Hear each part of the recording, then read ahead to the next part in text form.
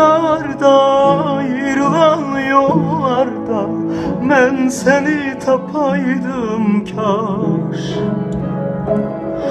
Mənalı gözlerim tekliye dözmeyiş, bir dönüp bakaydın kaş. Susur mavi deniz göylerden habersiz, alır zulmet alemi. Anlar ötüp geçti, yollar ayrı düştü.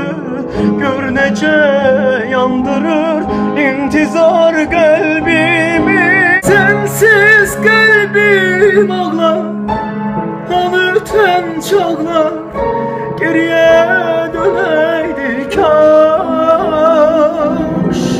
Nakam kaldı arzu, ayrılık ulduzu, bir yolluk süneydi kaş. Bir yolluk süneydi kaş.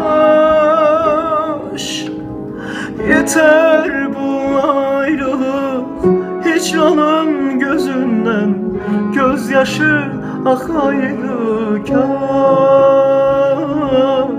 Mənalı gözlerim tekliye dözmeyiş, bir dönüp bakaydım kaş.